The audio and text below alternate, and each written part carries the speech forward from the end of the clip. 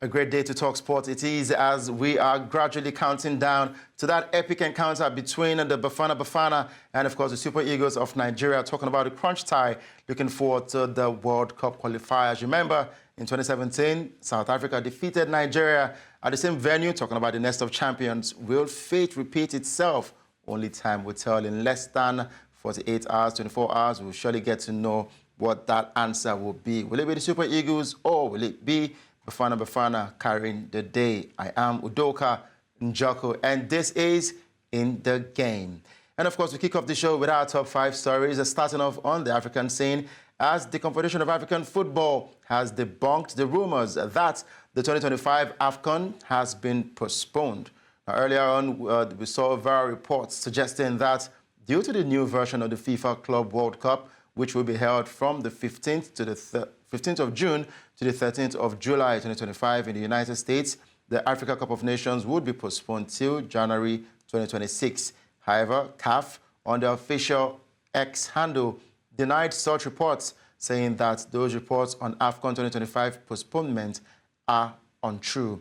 Now, the CAF Executive Committee will meet, deliberate, and decide on the AFCON 2025 dates. Now, CAF will they've been under fire for its inability to fix dates for this year's Women's Africa Cup of Nations finals, also in Morocco. There's also uncertainty around the second edition of the African Football League, the continent's new Super League launched last year.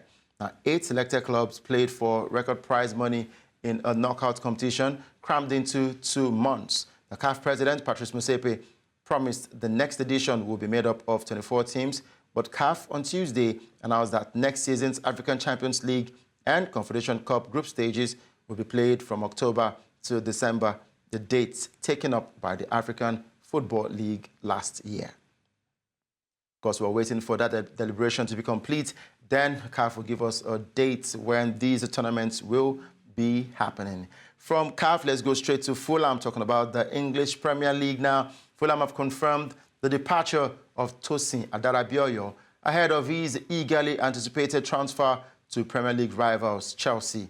26-year-old centre-half is destined to become the first signing of Enzo Maresca's reign at Stamford Bridge. Adarabioyo has spent the last 4 years at Craven Cottage and made 132 appearances in all competitions for Chelsea's West London rivals Fulham. The likes of Newcastle and Liverpool also expressed an interest in signing the defender, but the Blues have won the race to sign him on a free. Now, Adarabioyo is set to undergo a medical today before he is officially confirmed as a Chelsea player. Chelsea have spent lavishly on central defenders over the course of the last 2 years, but with limited success. Kalidou Koulibaly was earmarked as Antonio Rudiger's natural replacement, but he lasted just 1 season before he was sold to the Saudi Pro League. Wesley Fofana was unable to play a single game last season due to injury, while French youngsters Axel Disasi and Benoit Badiashile have shown only glimpses of potential.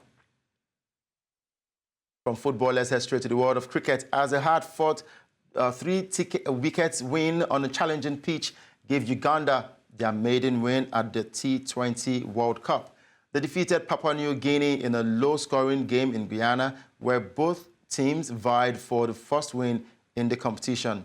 And Papua New Guinea's batting crumbled to 77 all out after being put to bat before Uganda themselves are in trouble at 26 for 5, reached home in the 19th over. Riyazat Ali Shah, one of the Uganda's rising stars, used the low backlifts in his careful 33 off 56 to shepherd them through the tricky chase, falling just 3 runs shy of Uganda's target. Papua New Guinea were left to rule their poor batting, but they also conceded 15 wides, the second biggest contribution on the scorecard. But then the story of the evening was Uganda's bowling in the first innings, set up by the pair of 43-year-old Frank Nsubuga and 21-year-old Juma Miyagi. Great run for Uganda right there, getting the first win against Papua New Guinea at the T20 World Cup. We're hoping for more wins for Uganda and see how far they can go in that one. All right, from Uganda, let's talk about what will happen in a couple of weeks' time, let me put it that way, about 50 days to go to the Paris Olympics. Now, on Wednesday, June 5, the Olympic rings were presented at one of the competition sites for the Paris 2024 Games. That's the Paris La Défense Arena, where the swimming race events and the part of the water polo tournament will take place. Now, France's iconic Eiffel Tower will also showcase the Olympic rings on Friday, the 7th of June, marking 50 days before the competition begins. Now, the 2024 Paris Games get underway on the 26th of July and will run until the 11th of August. More than 10,000 athletes are set to partake in the opening ceremonies, commencing with a parade along the Seine River through Paris. Spanning a 3.7-mile route, the procession will culminate with the opening ceremony at sunset on the 26th of July in the French capital. The Eiffel Tower is anticipated to play a prominent role in the 2024 Summer Olympics and the Paralympics. Both sets of medals are projected to incorporate fragments of iron sourced from the iconic structure. But of course, the Paris La Défense Arena, the rings were unveiled right there. And of course, the fans are buzzing. Well, some of them are looking forward to the Olympics, while some are talking about security issues, where the French president has debunked, saying that everything will go smoothly, talking about the Olympic Games.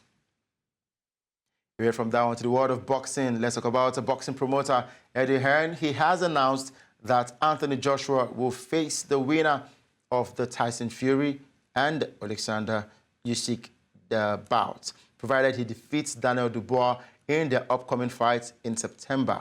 Now, Joshua's last fight was in March, where he delivered a spectacular knockout against former UFC champion Francis Ngannou in the second round, reaffirming his dominance in the ring.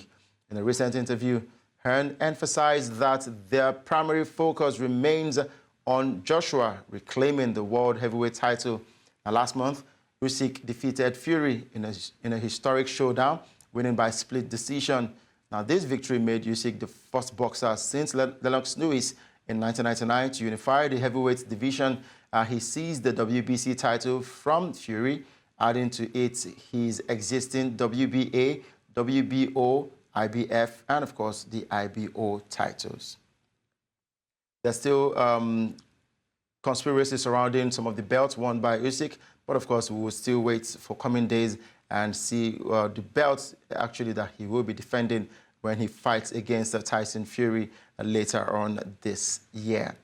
And that's wrapping our top 5 stories. Let's go on a quick break. When we return, of course, there's a lot more to talk about right here in the world of sports. And remember, this is In the Game.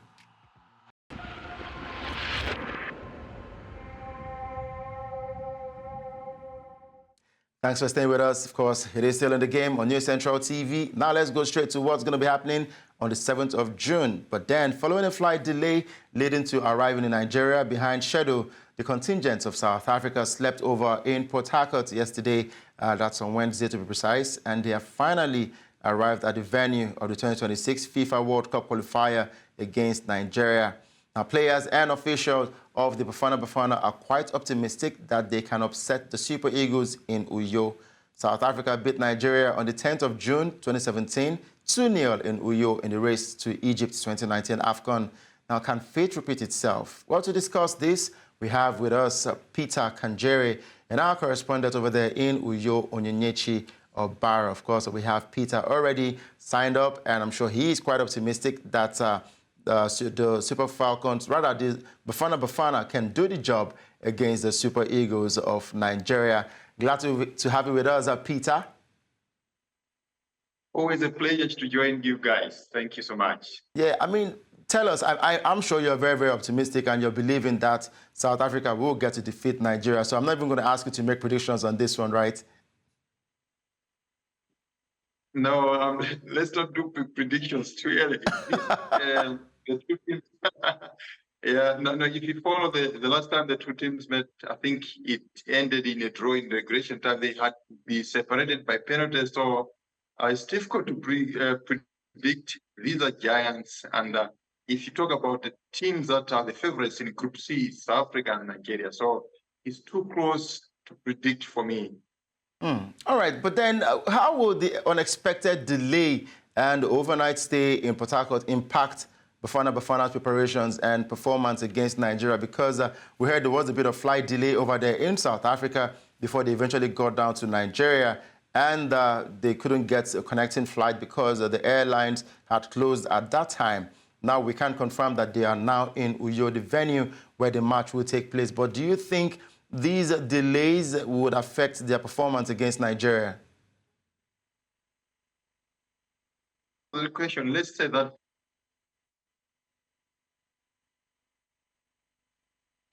they delayed by an also affected the delay in when they arrived in the effect of the delay back home by an hour. I think that also spilled over to the delay in Nigeria. But the good news is that they have arrived finally in Uyo. But do they get affected? On the logistical side of things and the planning side, they are bound to be affected because schedule read in terms of when they train, when they do the warm-ups and the stuff. Affected means they must have missed one or two training sessions. But I don't think looking at this choose for the game. They have arrived in Uyo, the venue, the area of the game. So I don't think it will be affected. After players who have traveled in Africa, they know the challenges of playing in Africa. Such things, delays always happen. So this is an experienced squad. I think they should be able to cope and focus.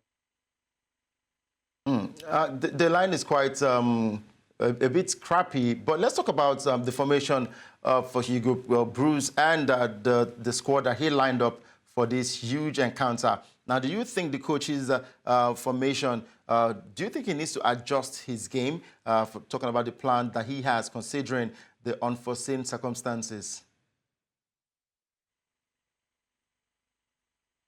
Excuse for changing the game plan because all they did was just to delay. I don't think there is a player that they wanted that hasn't pitched out. So I don't think this of tactics or game. Okay, you know what? Let's take a quick break. Of course, the lines are quite crappy right now. Let's take a quick break. When we return, of course, we usually have this conversation because that game is quite an important one for both teams, Nigeria and South Africa. We'll be right back. All right, thanks for staying with us. Of course, we're still talking about that game between Nigeria and South Africa, and I've still got Peter Kanjeri right here joining us via Zoom. He is all the way in Malawi, and we are talking about Coach Hugo Bruce, believing that he would know what to do exactly because there was a bit of setback for the Bafana where they got stranded in South Africa before they got a connecting flight to Port Harcourt, and they had to sleep in Port Harcourt. Now they are currently in Uyo. So we're looking at how these can actually affect their performance against the Super Eagles of Nigeria. Peter, we're glad you're still with us. But of course, looking at what happened for South Africa, what are the chances that we might get a repetition of what happened in 2017? Because South Africa defeated Nigeria 2-0 at the same venue, the Nest of Champions, as the Uyo Stadium. Will fate repeat itself? No, that was a different game, and this is a different competition altogether. So it all depends on who turns up to determine the Africa and Nigeria to play a part in the outcome. Who wants to win? It's a tight group, Group C, and on paper, South Africa and Nigeria are the favorites. So I don't think the past result. Philip George and South Africa still have video growth, and you know how it happened at the AFCON.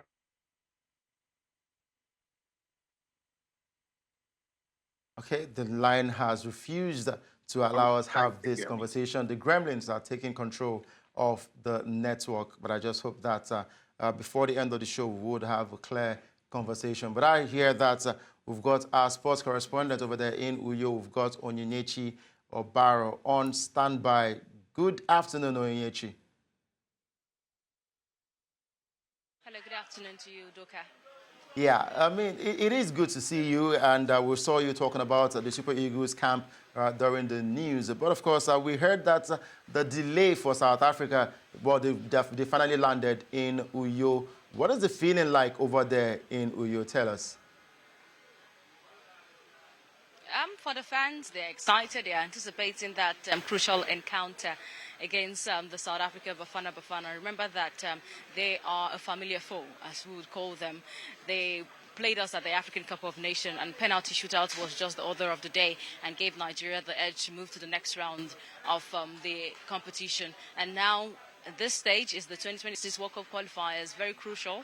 We are trailing them, just behind them at just 2 points. And remember that at one point, Rwanda lead the Group C, where we are also poised.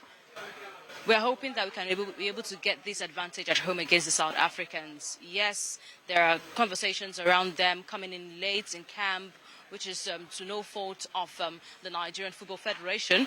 But at this time, we're crossing our fingers. When they get to train at 8 p.m., we would have an open session with them.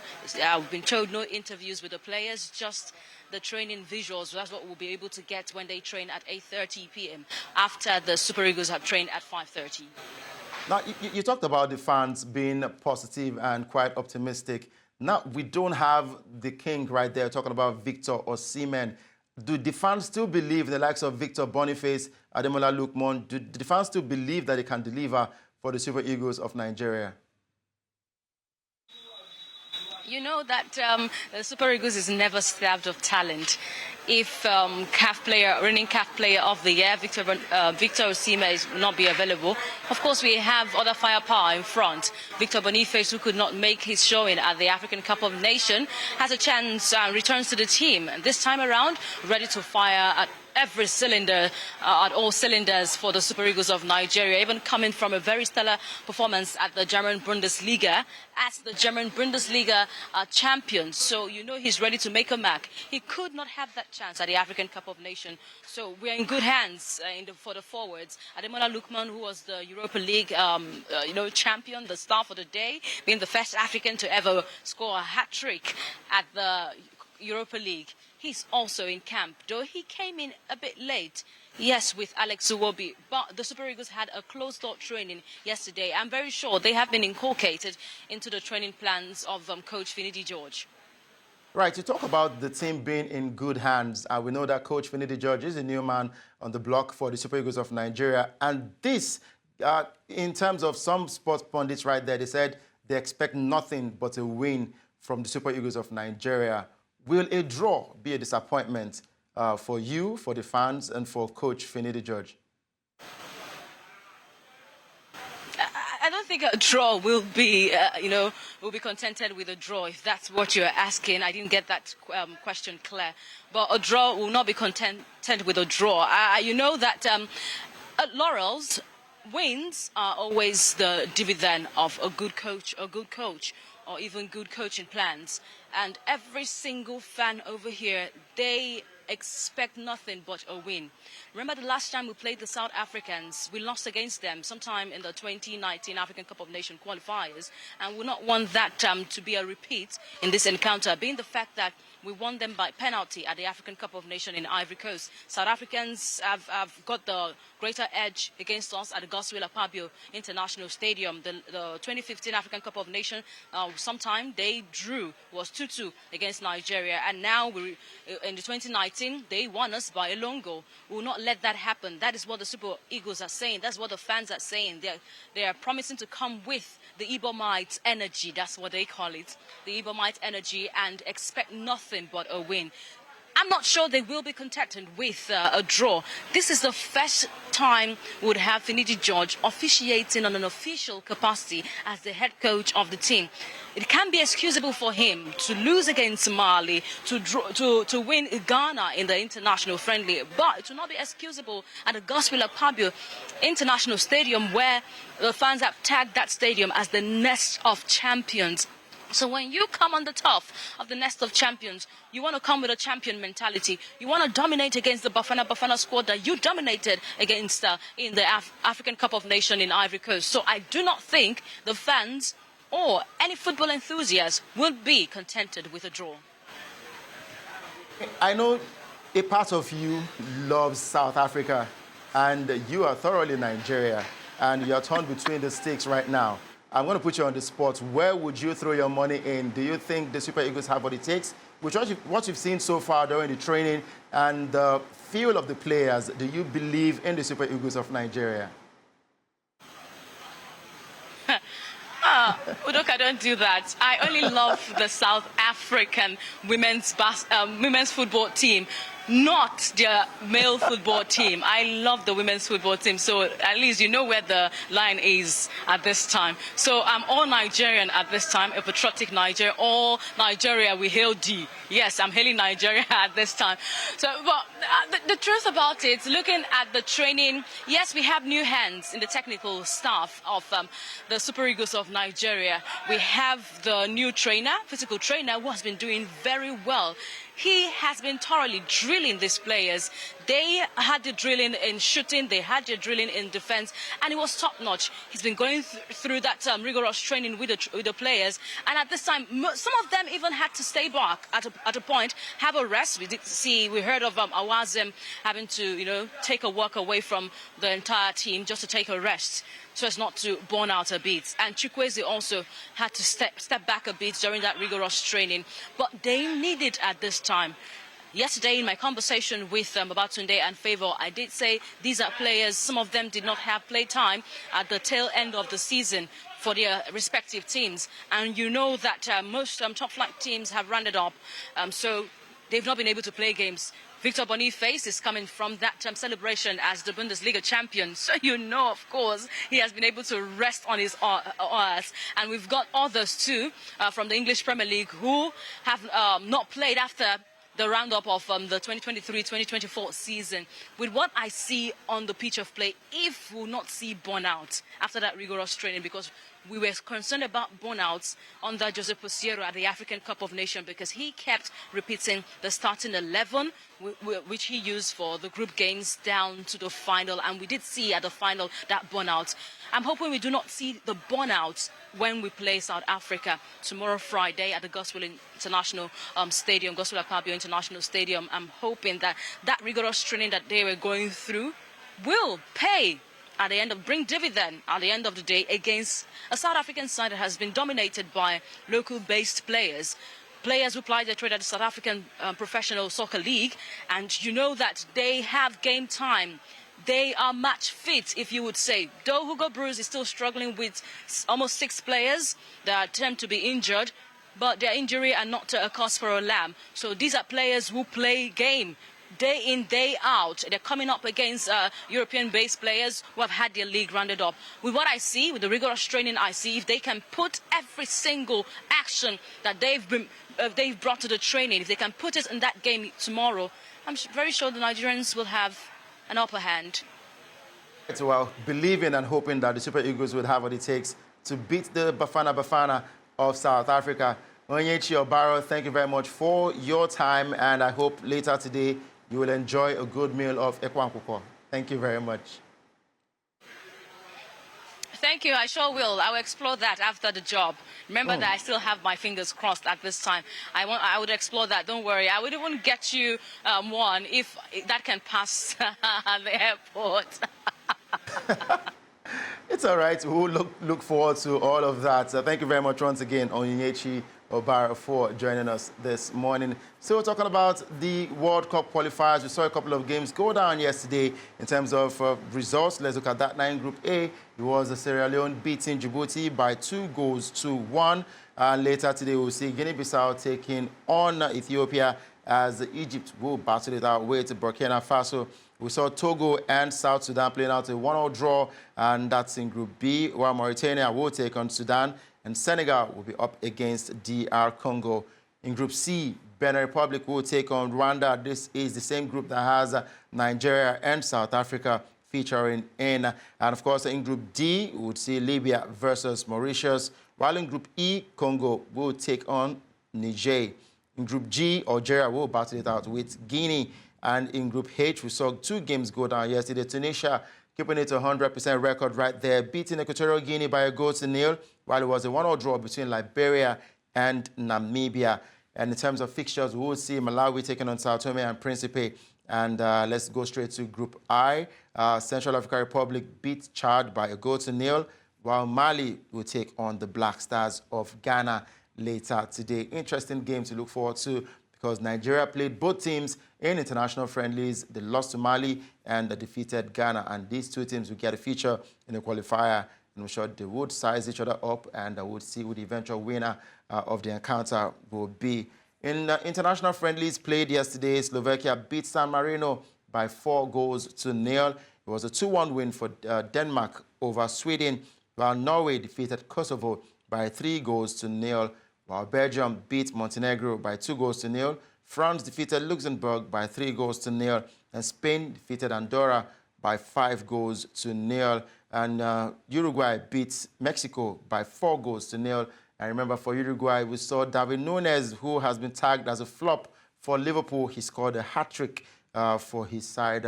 Uruguay beating Mexico 4 goals to nil. Gibraltar will take on Wales later today, while the Netherlands will take on Canada. These are the games to go down in terms of international friendly games. All right, the 2023-2024 Nigeria Football Women's League Premiership winners, Edo Queens, will begin their quest to qualify for the 4th edition of the CAF Women's Champions League when the West African Zone B qualifiers will take place in Abidjan, Côte d'Ivoire capital in August. WAFU B announced the venue and dates for this year's Women's Champions League qualifiers on Wednesday as the 4th edition of the WAFU B qualifying tournament of the Women's Champions League will be held from the 10th to the 23rd of August 2023 in Côte d'Ivoire.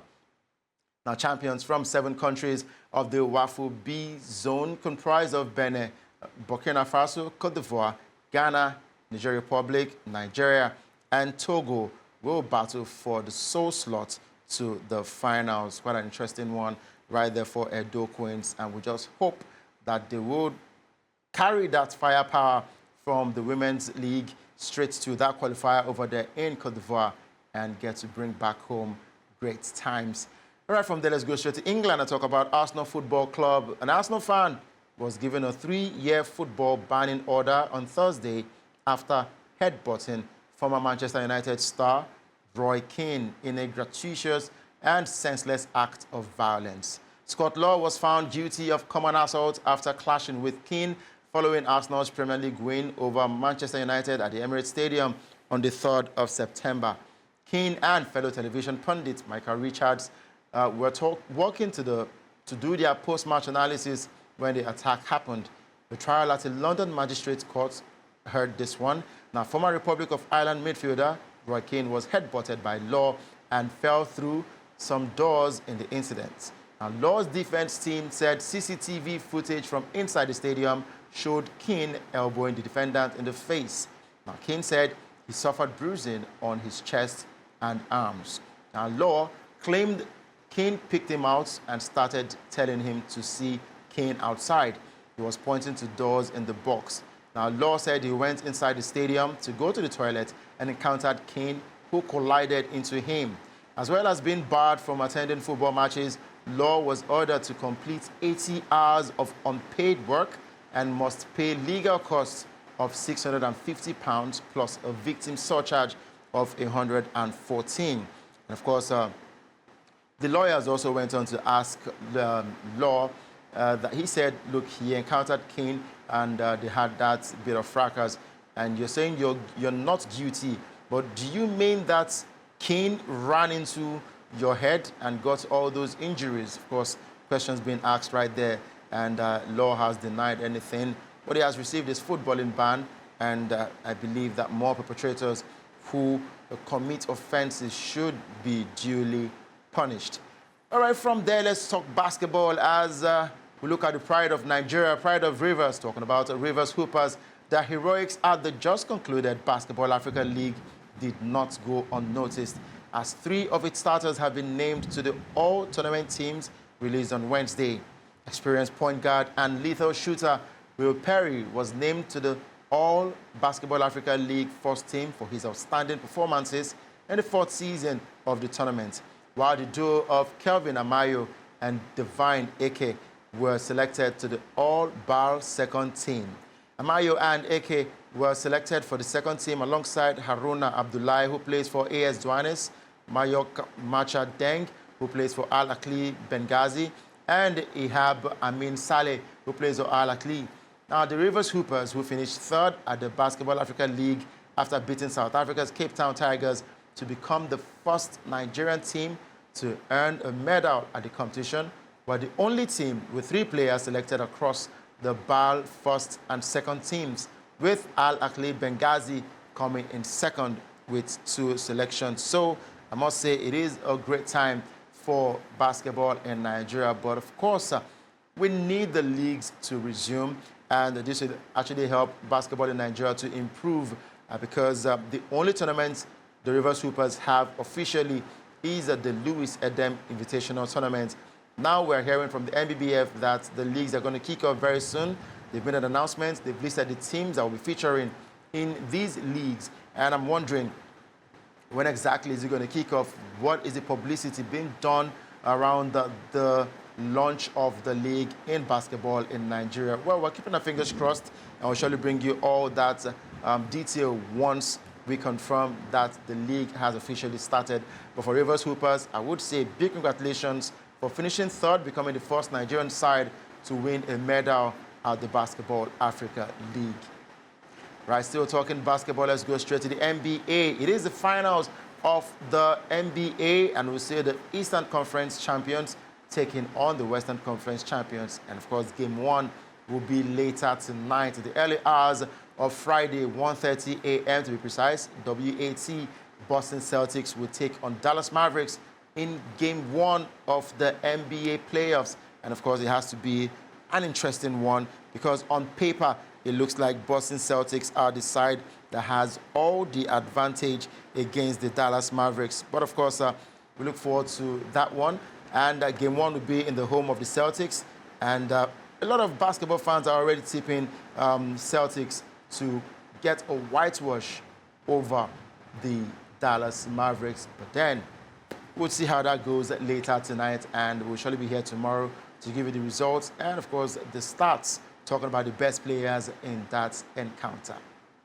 All right, that's our dry wrap on today's show. In the game on News Central TV, and I hope you enjoyed the package. I'm Udoka Njoku, and we still look forward to that game between Nigeria and South Africa. Predictions already running through our social media handles. Be sure to run right there, follow us on social media, subscribe to our news and YouTube channel talking about News Central TV, and you can also drop your prediction ahead of that game between Nigeria and the Bafana of South Africa. Keep it locked down to News Central TV because we give you the best when it comes to TV programming.